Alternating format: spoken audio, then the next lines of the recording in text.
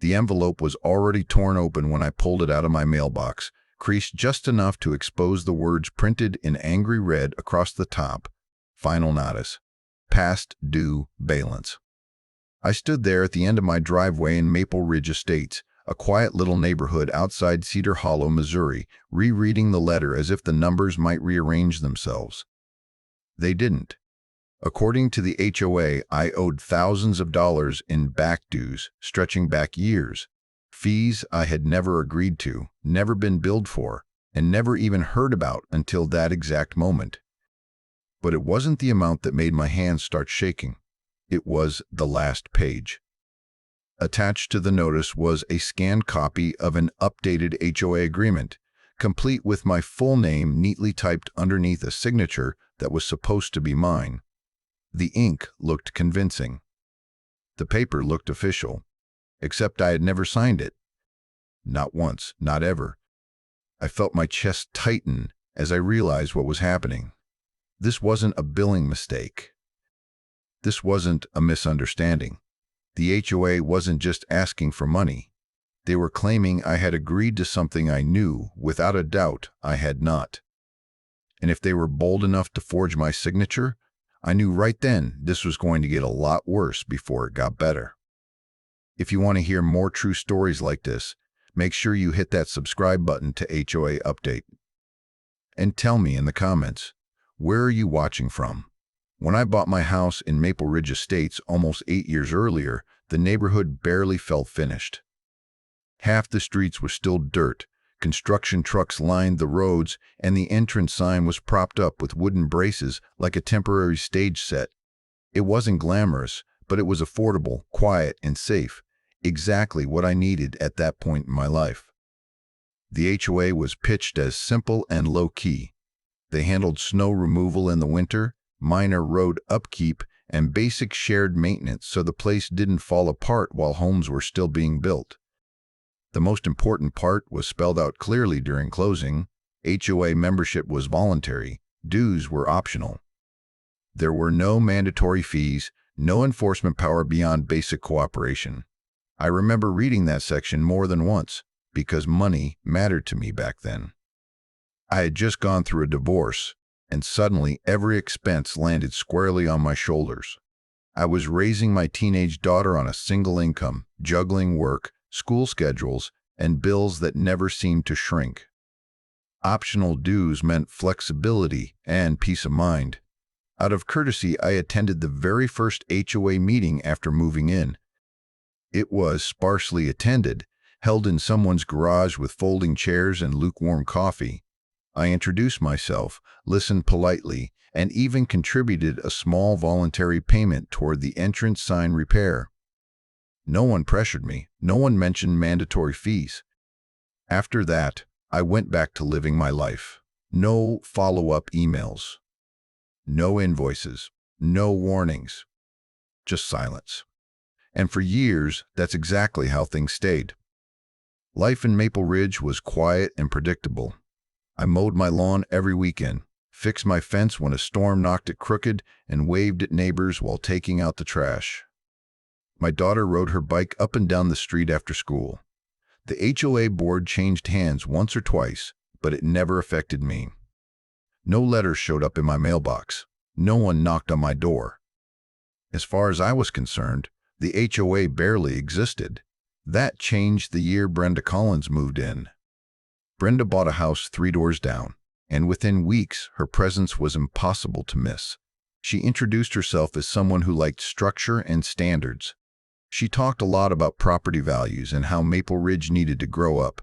Not long after, she was elected HOA president, largely because no one else wanted the job. Once Brenda was in charge, things shifted fast. Letters started appearing in mailboxes. New rules, revised covenants, notices about community standards, and updated expectations. Suddenly, there were guidelines for lawn height, driveway appearance, trash bin placement. I read them out of curiosity, shrugged, and tossed them in a drawer.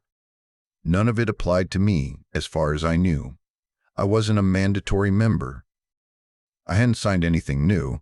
I assumed Brenda was just being overly enthusiastic. Then came the letter, the one claiming I owed thousands of dollars in back dues. After the shock wore off, I called the number listed on the notice. Brenda answered on the second ring. Her tone was calm, almost rehearsed, like she'd already had this conversation a dozen times. She explained that years ago, long before she moved in, the board had voted to convert the HOA from voluntary to mandatory. According to her, everyone had signed an updated agreement. When I told her I had never signed anything like that, the line went quiet for just a beat. Then she said, flat and confident, "Well, the document says otherwise."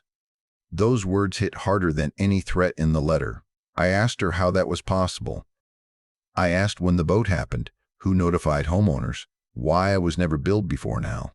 She brushed off my questions, repeating that the paperwork was clear and the balance was overdue. When I insisted the signature wasn't mine, she didn't argue. She didn't even sound surprised. She just told me the HOA would move forward accordingly if I didn't pay. That was the moment everything clicked. This wasn't a mistake. This wasn't sloppy bookkeeping or confusion from a new board. Brenda wasn't interested in figuring out the truth. She believed the paper mattered more than reality. Or worse, she knew exactly what she was doing and assumed I wouldn't challenge it. Standing there with the phone pressed to my ear, I realized something unsettling.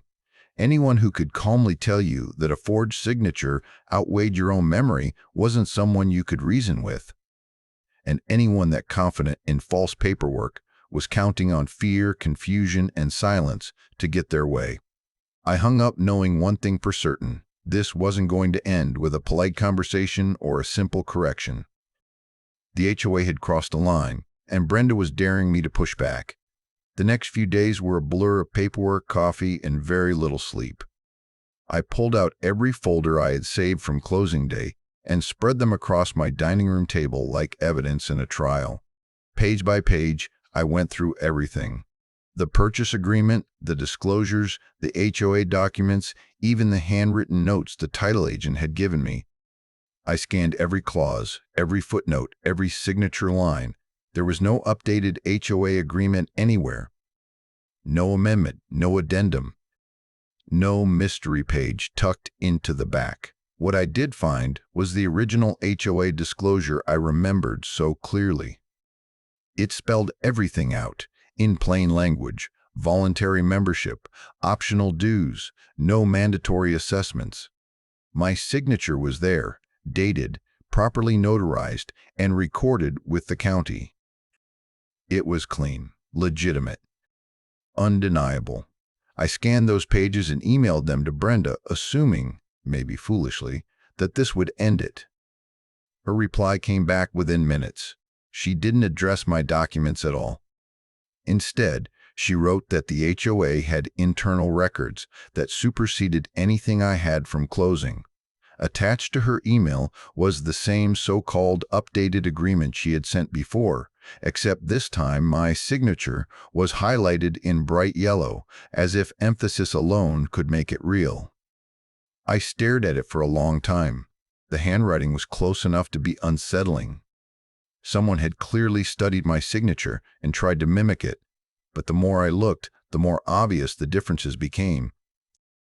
The slant leaned the wrong way. The loops were tighter than mine. Even the way my last name ended wasn't right. And worst of all, my middle initial was wrong, something I never messed up. I pointed all of that out in my response. Calmly, factually, I told her that the signature wasn't mine and never had been. Her reply was short, cold, cold. "If you continue to dispute this, the board will escalate collection efforts." That was the moment my stomach dropped. The escalation started almost immediately.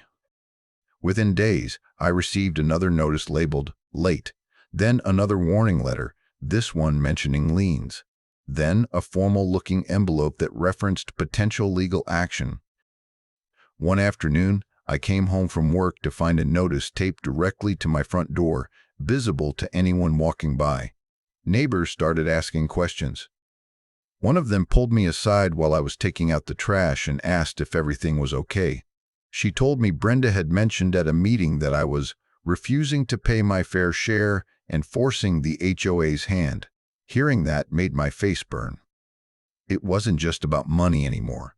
My reputation was being dragged through the neighborhood. Still, I tried to handle it the reasonable way. I emailed the board and formally requested a meeting. I asked for documentation showing when the HOA supposedly voted to convert from voluntary to mandatory.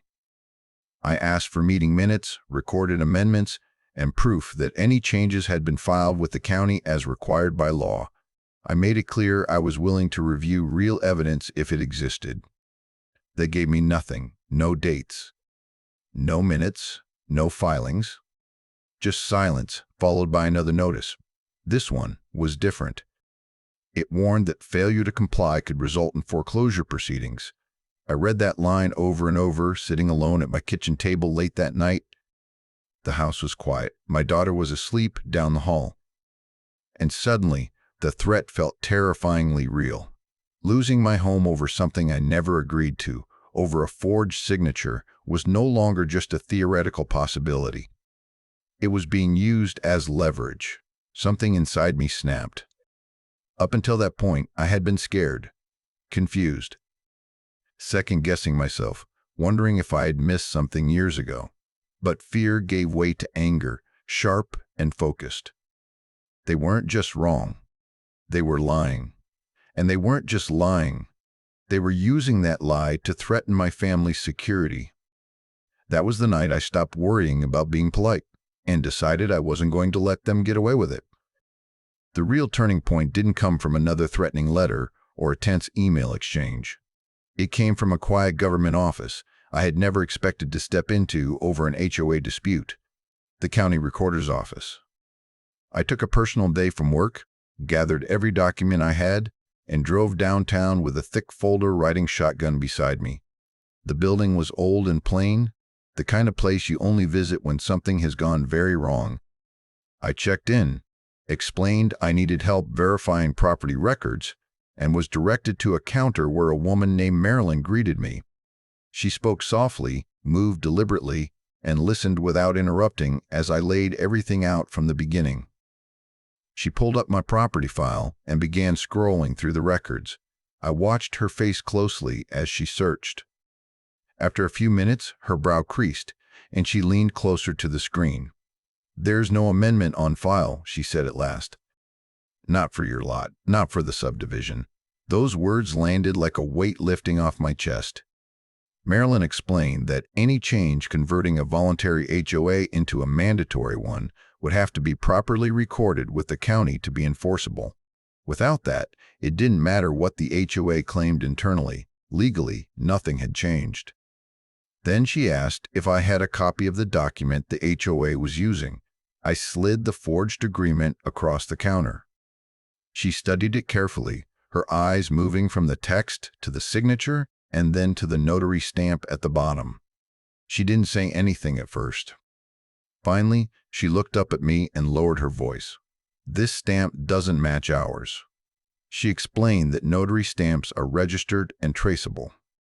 The one on my document didn't align with any active or past notary on record in the county. In other words, it wasn't just a questionable signature. The notarization itself was fake. That was the moment the situation crossed a line. This wasn't an HOA misunderstanding. This wasn't a gray area. Someone had created a fraudulent legal document and used it to threaten my home. Marilyn helped me request certified copies of everything, my original recorded documents, proof that no amendments existed, and official confirmation that the HOA had never filed any changes. Walking out of that office, folder thicker than when I'd arrived, I felt something new: clarity. That same afternoon, I scheduled a consultation with a local real estate attorney named Daniel Reeves. Daniel was calm, direct, and clearly unimpressed by the HOA's behavior. He flipped through my documents, asked a few pointed questions, and then leaned back in his chair. "Forging a homeowner's signature and falsifying a notary stamp is serious," he said. "That's not just civil liability, that's criminal territory." He explained how the HOA's threats of liens and foreclosure made the situation even worse. But instead of pushing me to file immediately, he suggested a strategy that caught me off guard. "Don't tip your hand yet," he said. "Let them keep talking. Let them keep putting things in writing. Every email, every notice, every threat builds your case." He told me to stop arguing facts and start documenting behavior. Save everything. Ask questions that force them to respond. Let them dig themselves deeper. So that's exactly what I did. I went home, organized my files, and started a paper trail of my own. Every email was saved, every notice photographed, every voicemail transcribed. For the first time since this started, I wasn't reacting out of fear. I was moving with purpose. The HOA thought they had leverage. They had no idea they were handing me evidence. After my meeting with Daniel, I changed how I handled everything. I stopped arguing. I stopped correcting them. I stopped trying to convince anyone I was right. Instead, I did exactly what Daniel advised. I asked polite, careful questions, and I asked every single one of them in writing. I emailed Brenda and the board as calmly as I could manage. I asked, when the vote to convert the HOA from voluntary to mandatory supposedly took place, I asked who was present. I asked who notarized the agreement. I asked where it was signed. I asked why the version they had didn't match county records. I didn't accuse anyone. I didn't raise my voice. I simply asked for clarification. The responses started coming back quickly, and they didn't line up. One email claimed the vote happened years earlier, before Brenda ever moved in. Another email suggested it was more recent. One message named a notary who, according to county records, had retired long before the document date. Another listed a different name entirely. Dates shifted. Details changed. One explanation quietly contradicted the last. I saved everything. While they scrambled to keep their story straight, Daniel was quietly building a case. He created a detailed timeline, laying out every violation: false representation of authority, fraudulent document creation, harassment through repeated threats, and attempts to place unlawful liens on my property. Seeing it all written out in black and white was sobering. What felt chaotic and overwhelming day to day suddenly looked very deliberate. Then the HOA announced a meeting. Brenda sent out a neighborhood-wide notice inviting everyone to attend, what she described as a discussion about delinquent accounts and community responsibility. The wording alone made my stomach tighten. I knew exactly who that meeting was about.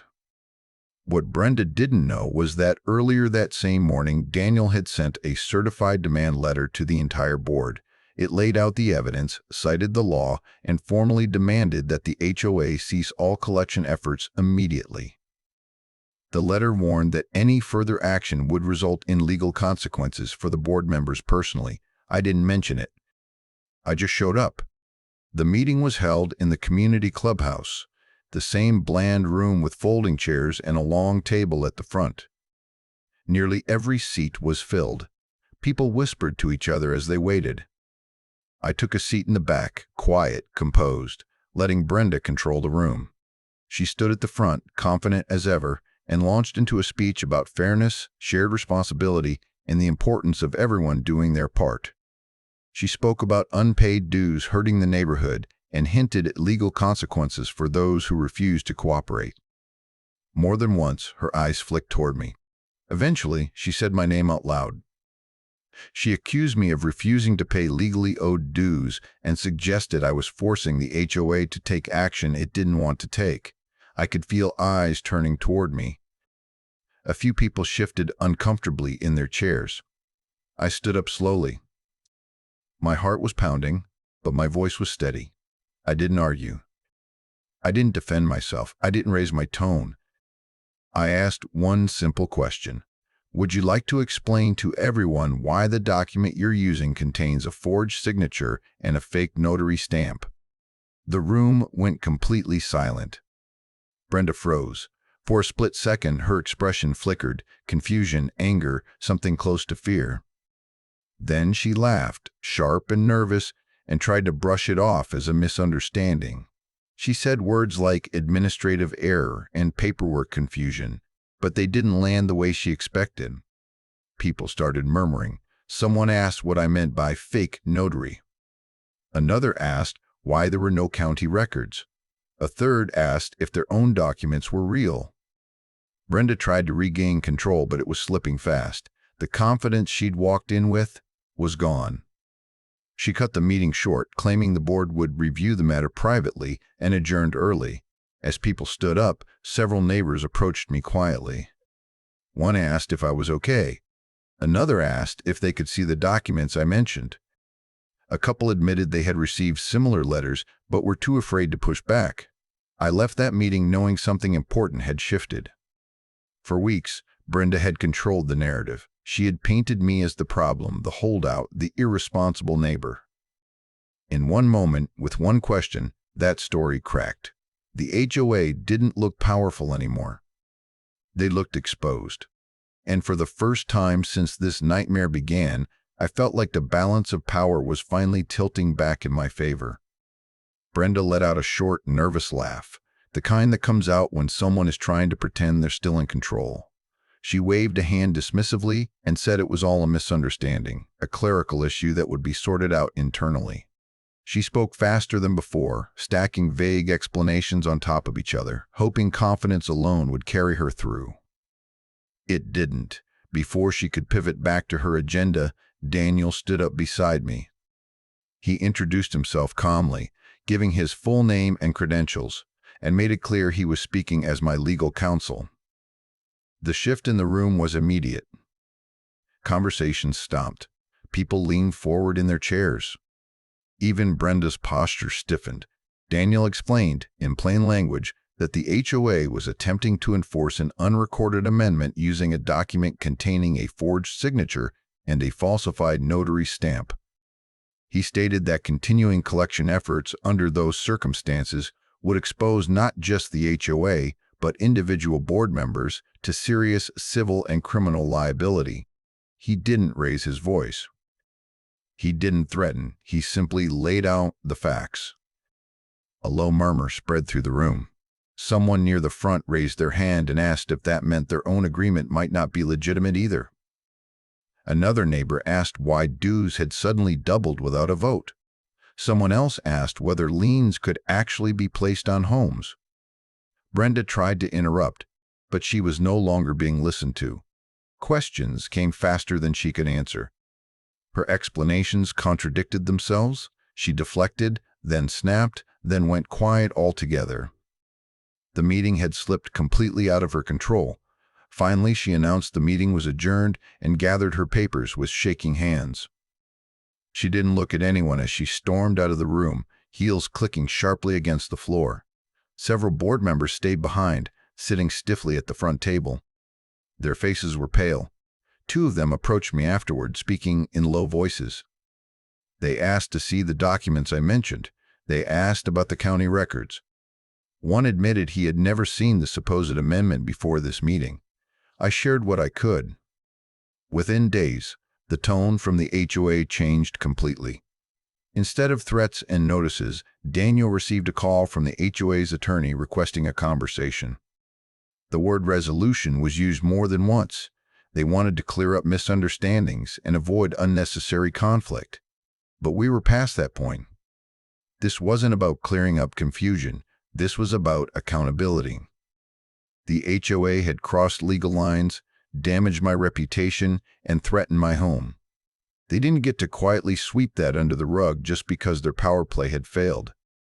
For the first time since this all began, they weren't dictating terms anymore. They were reacting.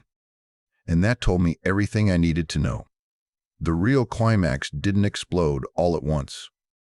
It built quietly, steadily, over the course of 3 tense weeks, and when it finally hit, it hit harder than anything Brenda could have imagined. It started with a phone call from the county. The recorder's office had reviewed the documents I submitted and formally flagged the notary stamp as fraudulent. That alone triggered a deeper review, and within days, the county launched a full investigation into the HOA's filings, correspondence, and collection practices.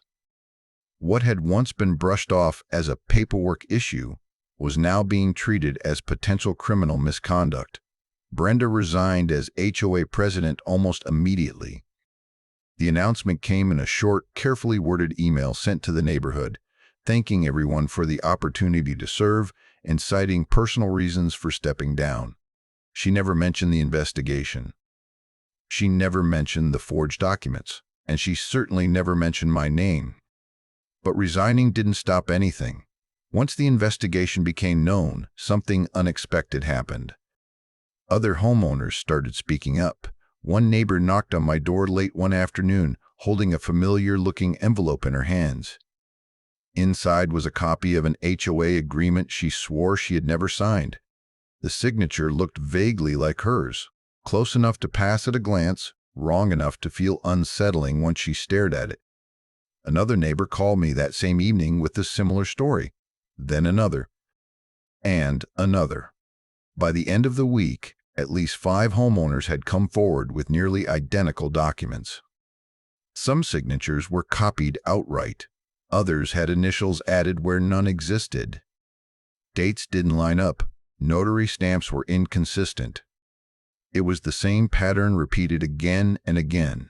Just enough effort to intimidate, just enough plausibility to scare people into paying. Once that information reached the county, the situation escalated fast. The HOA's insurance carrier reviewed the allegations and refused coverage outright, citing fraud and intentional misconduct. Without insurance protection, the board members suddenly faced the possibility of personal liability.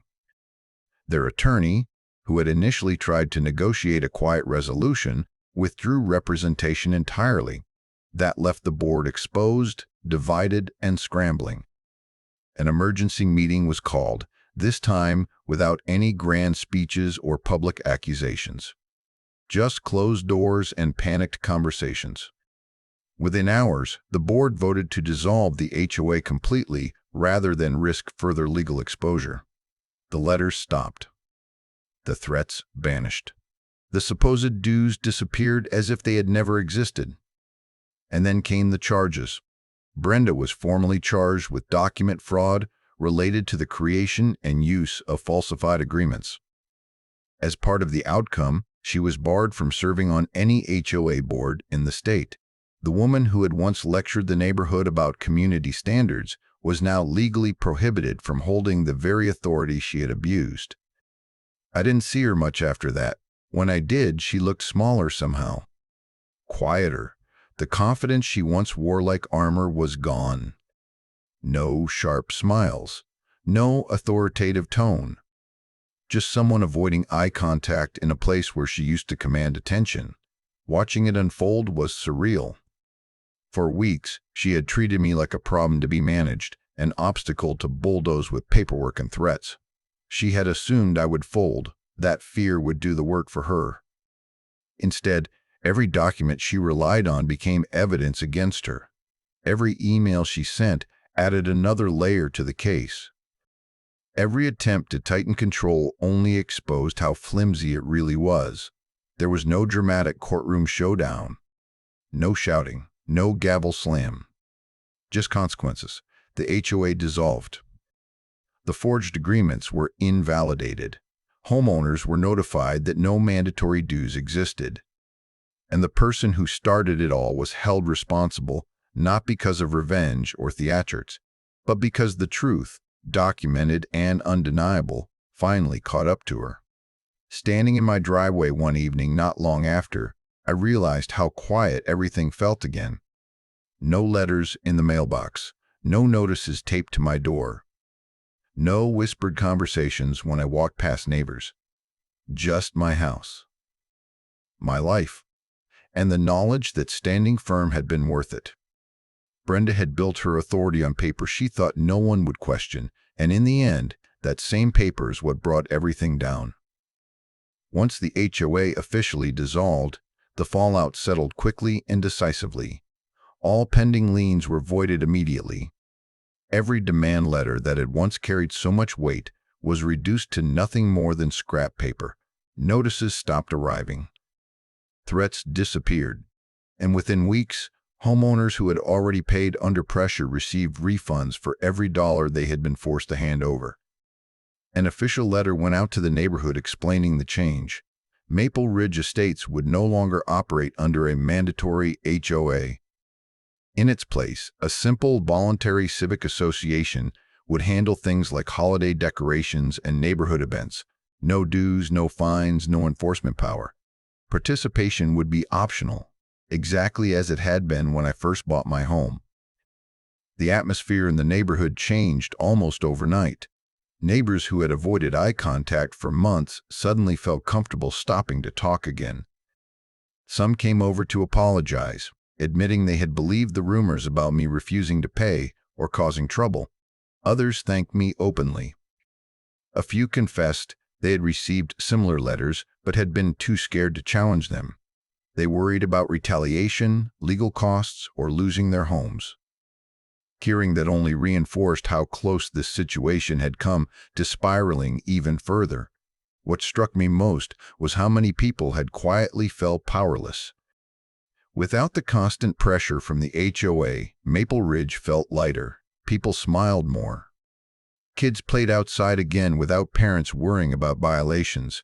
The tension that had hung in the air for months slowly faded, replaced by something closer to what the neighborhood was always supposed to be, a place to live, not a system to survive. As for me, the difference was immediate and personal.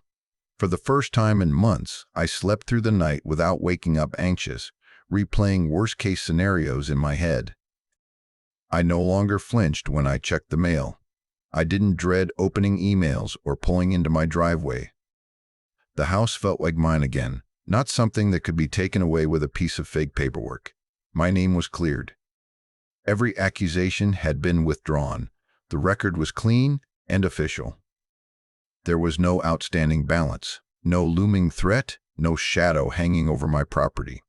The forged documents were invalidated completely, and the county confirmed in writing that no mandatory HOA obligations had ever existed for my lot. That confirmation meant more than I expected. It wasn't just about money or legality.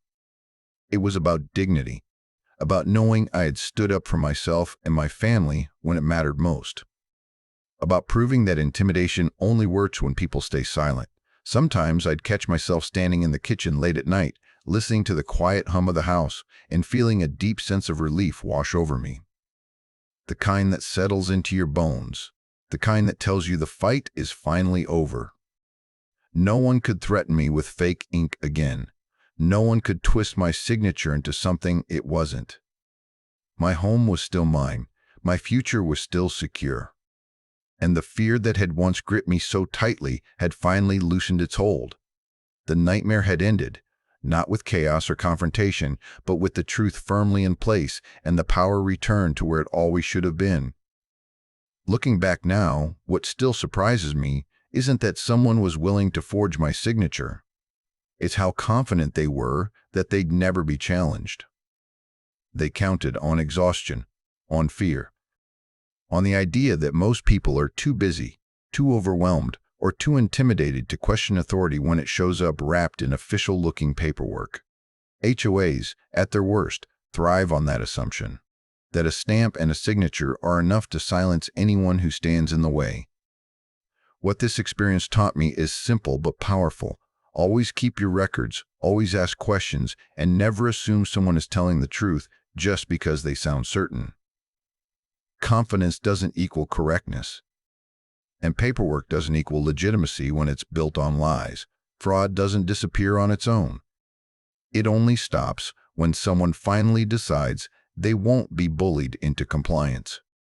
My home is more than wood and walls. It's where my daughter feels safe. It's where our life happens. It's my stability and my peace of mind, and I won't let anyone threaten that with fake ink, manufactured authority, or fear-based tactics meant to make people fold. If sharing this story does anything, I hope it reminds someone listening that they're not powerless, and that pushing back, even when it feels scary, can change everything. If you want to hear more true stories like this, make sure you hit that subscribe button to HOA Update. And tell me in the comments, Where are you watching from?